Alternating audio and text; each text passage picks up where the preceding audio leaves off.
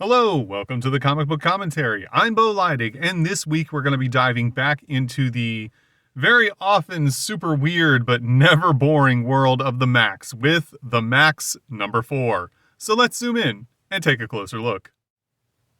First published in August of 1993, we see her on the cover, Maxx from behind facing off against some ne'er-do-wells, if you will. This cover feels a lot more like something that would be a way Maxx views himself in his own mind rather than he's necessarily seen by others throughout New York City. Although, from what we've seen in the past, this very well could have been an event that happened, but we also notice that the background is super weird and kind of like colorful and not necessarily representative of what the real world may look like. So again, this could just be one of Max's delusions at play. Story, art, budget dialogue, Sam Keith. Swell dialogue, Bill Mesner-Loebs. Finishes, Jim Sinclair. Lettering, Mike Heisler. Color, Steve Oliff and Ollie Optics. Feminist consultant, Heidi McDonald. Logo, Chance Wolfe. Film output, Kel O Graphics. We see here on the first page a brand new character to the story by the name of Sarah, who is hanging out underneath an overpass because she wants life experience, because Sarah plans on becoming a writer when she becomes an adult. She's only a teenager now and believes that writers need this type of experience. Underneath said overpass, she happens to meet up with a homeless man who she asks his name and introduces herself. And he tells her that his name is Maxx, which, again, shouting out to Sam Keith's amazing way of taking what would otherwise be like a blank, type of panel or just outline and turning it into something super artistic that like fits in and makes the rest of the page pop in a different way. We see Maxx wearing some ripped jeans and an old coat and a hat, and he begins to tell Sarah that, he's a superhero and that he's fighting crime and he's going up against this supervillain named Mr. Gone. And by the way, this is all unprovoked by her. She just asks his name. He just goes into this long ramble of who he is and what he's doing and, at least what he's doing in his mind, and this idea that he's, engaged in an ongoing battle with an evil sorcerer. And then at the very end, he brings up the fact that he also knew Sarah's father.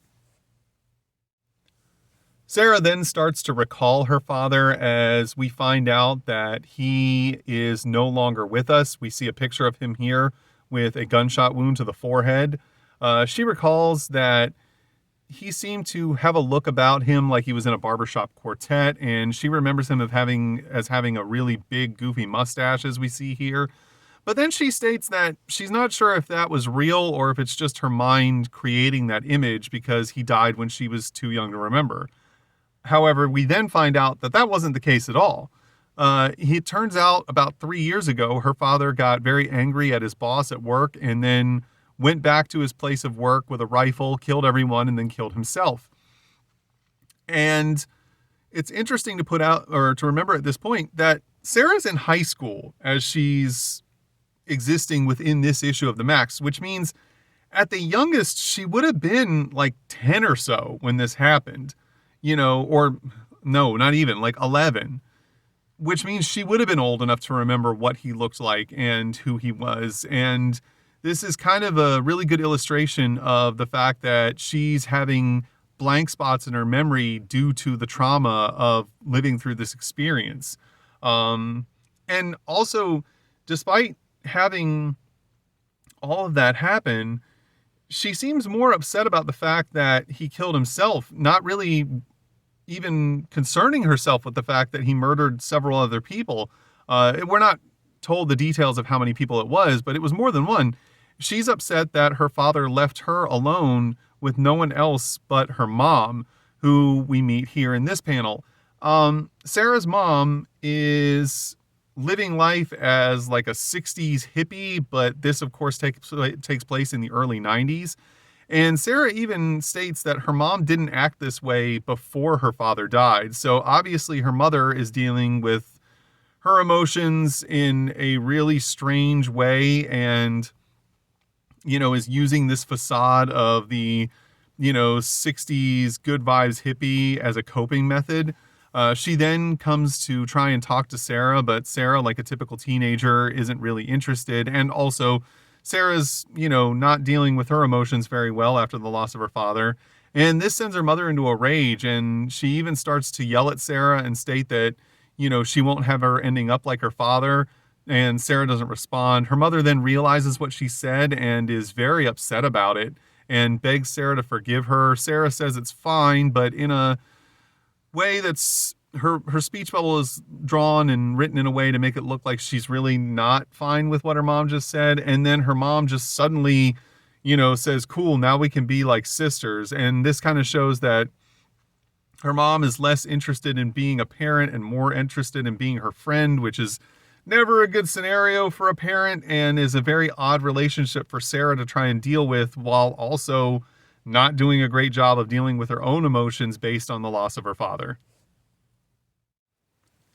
As Sarah's mom plops down on the bed to start speaking with her, Sarah thinks to herself, if Dad had to kill someone, why couldn't he have killed her? I should point out that this entire issue is narrated from Sarah's point of view. And, she goes on to think, because she is speaking to us, the reader, through her thought bubbles. Did that shock you? Writers are supposed to shock you. That's their job. They're supposed to pull the veil off of a decaying society. But honestly, this is more, in my opinion, the representation and portrayal of someone who is dealing with incredible hurt over the loss of a loved one and anger. But since she doesn't have anyone to, really project that anger on who's really deserving of it, she's just projecting it all onto her mom. She then goes on to state that her mom goes into like different fits of screaming and crying and being angry, but not being angry at her and wanting to try and, make everything okay. But, her mom honestly can't. It's kind of stuff that's out of her control. And Sarah goes on to think that, her dad left her, or her dad left her mom, but then in a way her mom left her, which is pretty profound, like this idea of, Sarah needs a parent right now, but she doesn't have one. Even though her mom is there, she's not really there for her. And she also points out the fact that she's recently found one of her father's old guns and that she's been carrying it around with her as of late, and then states that this is something that writers call foreshadowing. But before we get into that, she also starts to talk to us about her friend Jimmy. Now, it's interesting to point out that the only real reason that Jimmy and Sarah are friends is more so due to the fact that the two of them are kind of like the biggest losers in school and that no one else really wants to hang out with them. Now, honestly, Sarah probably has more to do with the fact that, she's still dealing with so much trauma from the loss of her dad that she's putting up a wall to not really let a lot of people in. And she believes that Jimmy is someone that, understands her on a certain level, so she's willing to open up and let him in. We also find out that Jimmy's like a really small guy and he has a lot of issues dealing with that, so he picks on like younger kids and beats them up and steals their lunch money. But she says she likes Jimmy for the fact that he also understands that, death isn't this romanticized thing, that it's actually really ugly, and that, it's not just like this beautiful goth chick that we see here in a poster of these throwing things at. She then starts to tell us about a story that Jimmy told her, where he and another guy that he knows decided to steal a car, where they get in, they hotwire it, they hop in, and they take off, and things are going pretty good for them until they're not. As they start to drive away with the car, they are instantly cut off by a pickup truck that they smash into, and then realize that the truck has some carjackers in it, as we see one of the men inside wielding a knife.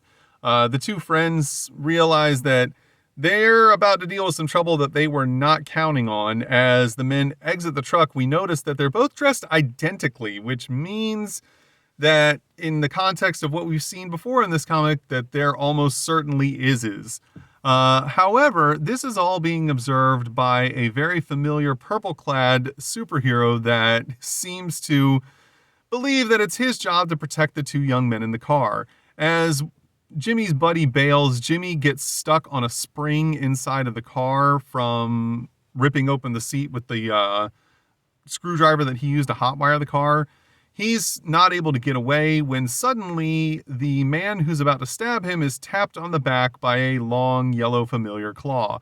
Now, in Jimmy's retelling of this story to Sarah, he tells her that he was able to beat the two guys himself, basically just going nuts and fighting them and breaking their arms and stuff, when in reality, what happened was his butt was in the fire and he got saved by Maxx, who grabs the man as he's about to lunge forward and stab Jimmy, slam him back into the car. As Jimmy's able to get away, there's all sorts of ruckus from inside of the car, and at the end we see both of Max's claws burst out through the rear windshield.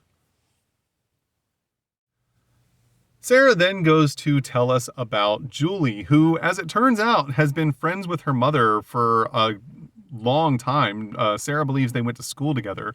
As Sarah enters Julie's office, we overhear Julie having a conversation with a landlord who wants to kick some tenants out. But Julie convinces him to, let them stay there if she can get the money and throw in an extra 50. And also kind of, talks junk to him about the fact that his apartment's kind of crappy to begin with. And, assuming he does evict these people, who's he going to find to take this rat hole off of his hands? Which is a valid point because he does concede to it. She then begins to talk to Sarah. Sarah, of course, not really wanting to talk to Julie, as she even points out Julie's not a real therapist, which, again, kind of leads to the shortcomings of Julie's mom not really getting her the help that she should be getting her to deal with, the emotional trauma of losing one of her parents. Then Julie starts to go in and say that, Sarah's mom says that she broods and that she seems to be living in the past, which Sarah makes light of, stating that's rich coming from her mom living in the 60s. Julie tries to redirect the conversation and say that, your mom really cares about you. She loves you. She just wants to do what's right for you. Sarah starts to open up a little bit more and say that, she found one of her dad's guns earlier and touching it made her feel closer to him, but then conveniently leaves out the part where she's actually been carrying that gun around in her jacket pocket for the last few weeks. As the conversation continues, Julie doesn't seem really that concerned about the fact that a high school student is going around just, playing with guns, but, she should be. She also states that, she wants to know what Sarah's feeling. Sarah tells her that feelings are stupid. And, Julie tries to be like, I understand why someone your age would say that, but it's not really the case. You're just in that weird stage in your life, which, to be fair to Julie, she is. But she's also dealing with some really heavy emotional baggage, dealing with unresolved feelings because of losing her dad. And we find out that Julie does deal with the normal teenage stuff as well, where she believes she's fat and ugly and has glasses and zits, and that all the other kids at school think that she's just one big walking joke. Julie tries to redirect and say, that's not really the case. I know you feel these things now, but you're not going to feel this way forever. Things are going to change. Sarah seems kind of shocked and was like, you can't really believe that. And Julie's like, I do. But Sarah states, well, then you're more naive than my mom is.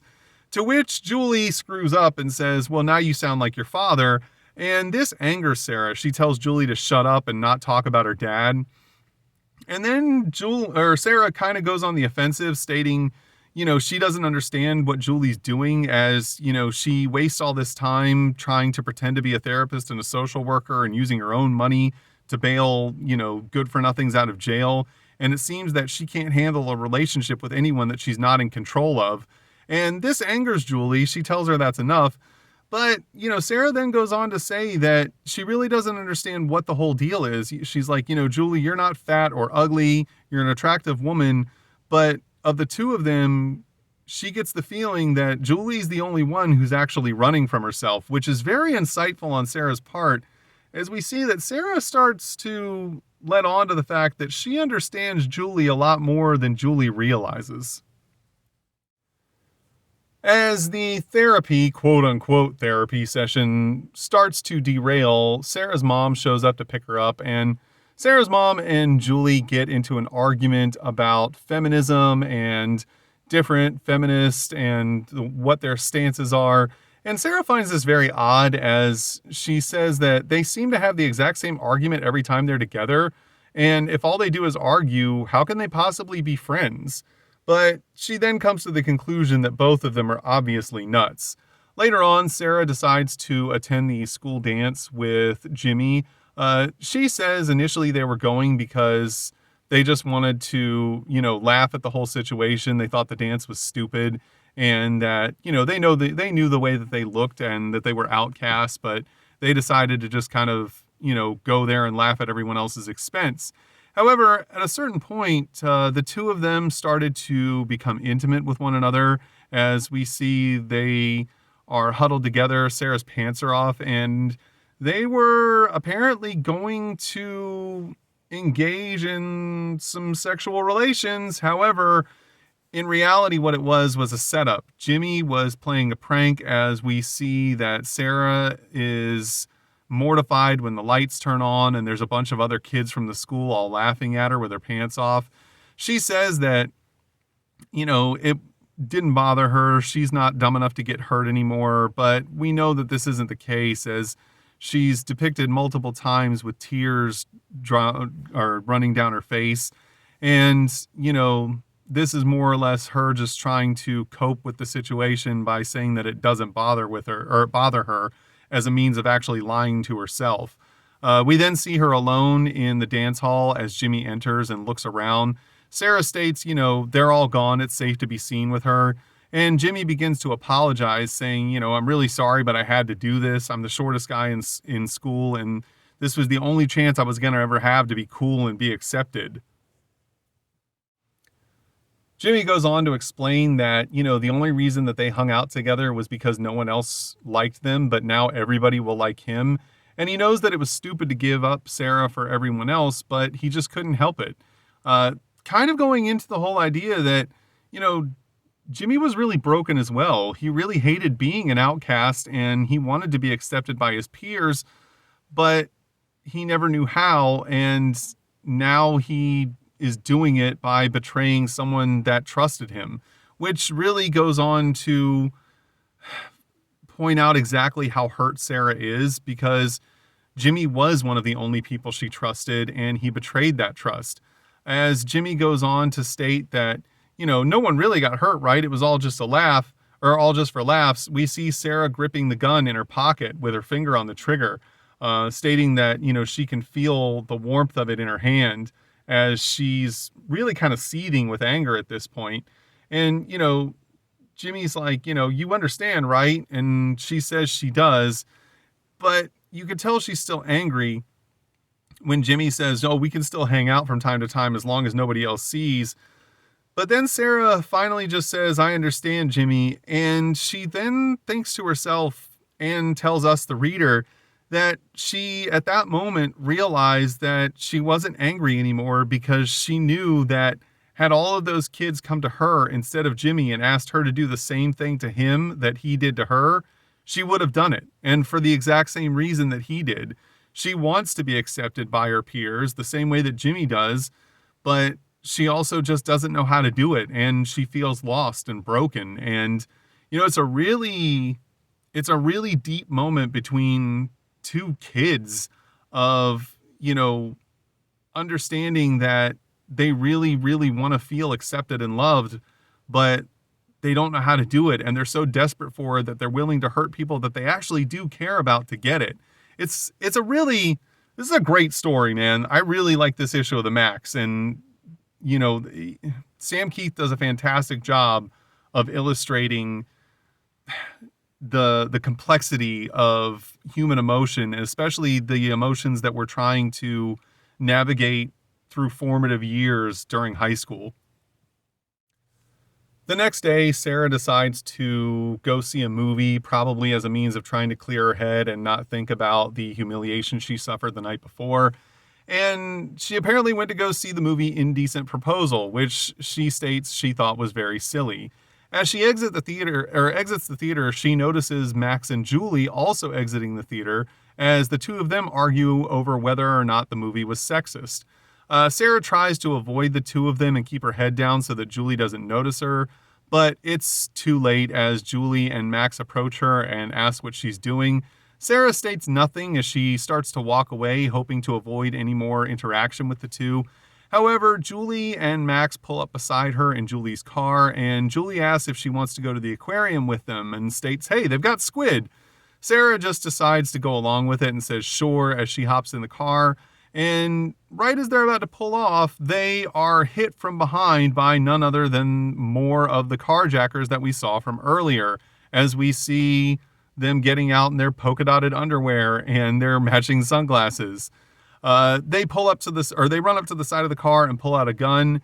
And that's when Maxx realizes that this isn't exactly what it seems, while Sarah and Julie are rather terrified by what's about to go down.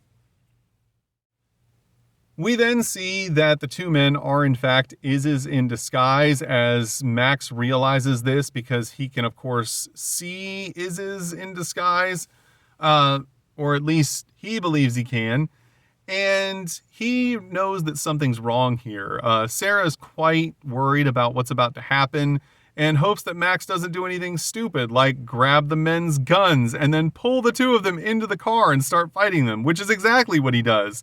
The fight spills out of the passenger side door as we see the Iz jumping onto Maxx, trying to bite him.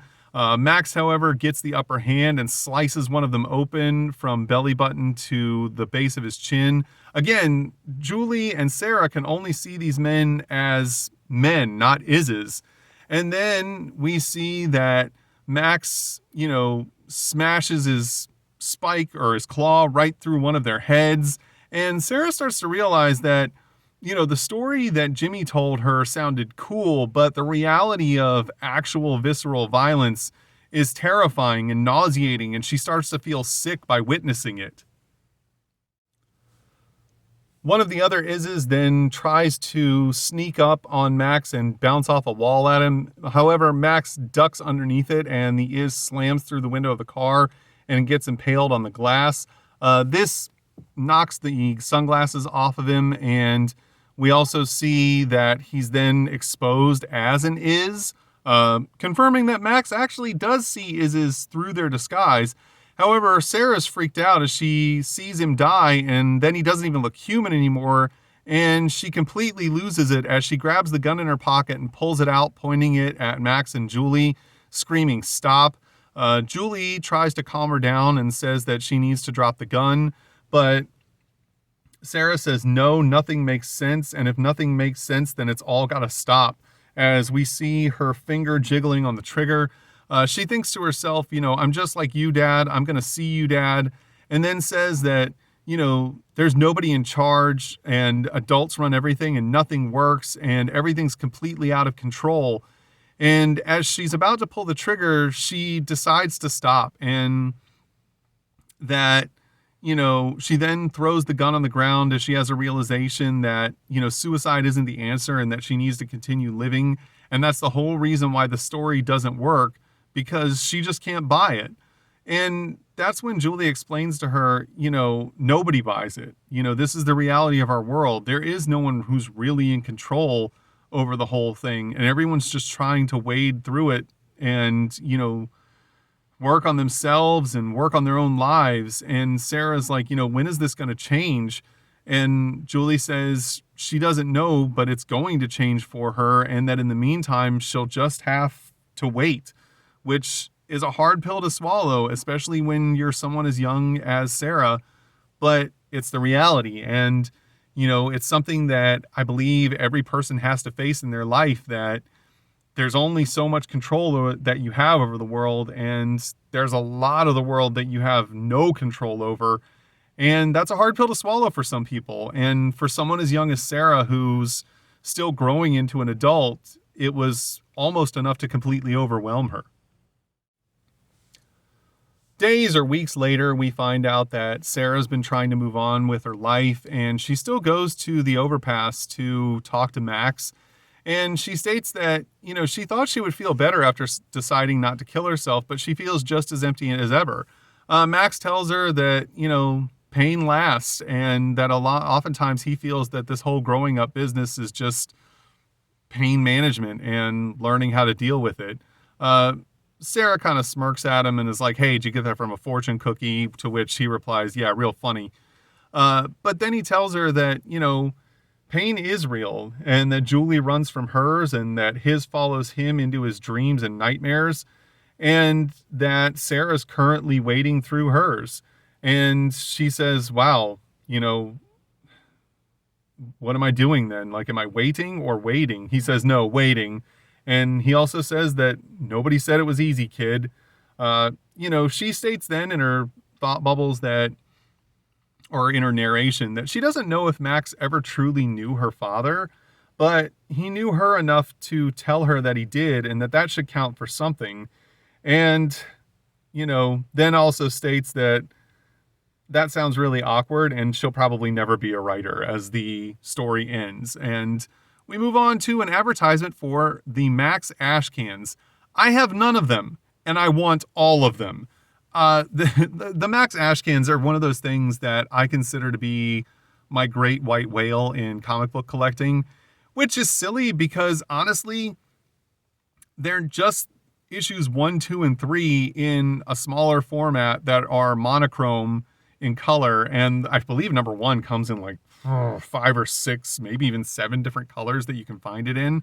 I've never run across any of them in my hunts. I do have other ash cans from the early days of Image. I have, I think, 1 or 2 of Pit, maybe a couple of Cyberforce, 1 or 2 of Youngblood, but the ones of the Maxx have always evaded me, and I really, really want to find them one day, and hopefully one day I will. We then get into Maxx Tracks, the letter section for the Maxx, and this is probably my only complaint about this entire issue, where this goes on for like 6 pages, and it's a lot, and it wouldn't bother me so much. One thing I do like is how Sam, instead of, having 2 pages devoted to just fan art, he sprinkles the fan art into the letter pages, which is kind of a cool way to do it. We see some here and here, but Sam does not really go into any kind of like logical explanation with any of his letters as we move on to the next page of them. Now, to be completely fair to Sam, many of these letters are, just being very goofy and weird because, this comic is very weird, so it's very fitting. If he does answer, it'll be very jokingly, but a lot of these letters here, he doesn't give an answer to at all. And he devotes, like I said, 6 full pages. And again, we get some more fan art here where Max is standing on top of a pile of Izzes and this other weird little drawing. I don't know what that's about, but the next page of the letters has a really cool drawing that I very much enjoy. We see this drawing here, this one here, where someone's claiming that, Sam drew his inspiration for the Iz from the 7-Up Cool Spot, which was kind of this pop culture type of thing that was going on at this time in the 90s, where like they made a couple video games about him and they had like a whole ad campaign based around the 7-Up Cool Spot. You could probably find commercials on YouTube of it if you wanted to see any. But then this is the really cool one. This, I believe, is the giant that we saw featured in Darker Image, if I'm remembering that correctly. By the way, if you'd like to know more about Darker Image, check out my video on Darker Image. And, again, all these letters, there's just so many of them. And like this one here, it starts at the bottom of this page, or I'm sorry, no, it starts right here on this page, goes all the way through to here and here. And Sam doesn't even respond to this letter at all. And there are multiple letters he does this with. And the ones he does respond to, he doesn't respond to in a serious manner. So it just really feels like he's taking up pages of comic book real estate to print all these letters to, I don't know, put them out, or maybe, save himself from drawing a few extra pages. Maybe, I don't know, but a lot of it seems unnecessary. Once again, we see a lot of people complaining about the fact that Julie wears bell bottoms, and it's kind of funny because by the mid to late 90s, bell bottoms kind of came back in style for a hot minute. And, these people were all complaining about how stupid of a fashion choice those were. And, the whole time, Sam's just like, whatever, I'm going to draw Julie with bell bottoms because I like them. And then, everything that was cool once comes back around at some point or another. And we saw it happen. Sam apparently was just a little bit ahead of the curve. We then come to a 2-page advertisement for Maximum Sound, which is basically an audio recording of the first 3 issues of the Maxx. I'm assuming done in voices for the characters and whatnot, where you could read the comic along with these voiceovers, which is a really cool idea. Unfortunately, this was being made in 1993, so it only exists on cassette tape, not even CDs. And I've never actually seen one of these in person, though if I did, I would very much buy it, and then also have to go out and find a working cassette player to buy so that I could listen to it, because I no longer have a working cassette player, and I'm assuming that nobody watching this does either. But if you do, and you have this, and you've listened to it, feel free to tell me in the comments if it's any good. Again, I would buy it even if I never listened to it, just to have it, but, you know, it was a really cool idea for that time that was kind of showing more of Sam thinking outside the box in terms of what he wanted to do with comic books in general and making them more than just a visual medium. Now, I don't think it actually took off into anything like long-term success. And, you know, these were sort of pricey in the sense that they were $10 a piece plus $3 shipping and handling, which was a lot more money back in the early 90s, especially if you're just like a teenager reading this stuff. But kudos to Sam for trying something different and, you know, really putting in some effort in what he was doing. We then see an advertisement for the Cyberforce trade paperback, which is the original Cyberforce miniseries. If you'd like to know more about Cyberforce, check out my Cyberforce playlist. And then an ad for Heroes and Heroines role-playing game. This also was apparently supposed to incorporate Maxx and Julie, or at least Maxx. And there was a new book that you could buy to explain all of his stats and how to use them in the game. I never played Heroes and Heroines. In fact, I don't even remember seeing anyone or any of these books or knowing anyone who played this. I'm assuming it's something akin to Dungeons and Dragons, except it's focused around superheroes. But this is only an assumption. I don't know that for sure. If you ever played Heroes and Heroines, feel free to tell me about it in the comments below, because I'd like to know more about it and if it was any good. On the final page of the book, we get an advertisement for The Art of Homage Studios, which is a book that I'd like to get my hands on at some point just to thumb through it and see what it was all about. And on the reverse inside cover, we get an ad for Trencher #0. I have very few issues of Trencher, and I'm trying to get more so that I can do a full run-through of reviewing these Trencher books. They're very weird. They're very much in line with, you know, the Maxx in terms of just how off the wall they are. But I'd like to have more than just the very few that I have before I start making videos about them. And that was the Maxx #4. And, you know, I think the thing that I'm really starting to enjoy the most about having started this channel is that it's giving me a reason to go back and read all of these books in my collection that I haven't read in well over a decade. And, you know, I had honestly forgotten how good of an issue the Maxx #4 really is. The depth of writing and, you know, going through this story of a young girl who's dealing with heartbreak and emotional loss and turmoil and trauma in her life, you know, and not just the regular rigors of being a teenager of self-doubt and low self-esteem, but also dealing with that on top of dealing with a really difficult time of losing a parent that you really cared about. It was such a difficult subject to try and tackle in a comic book format. And in my opinion, Sam did a great job of it.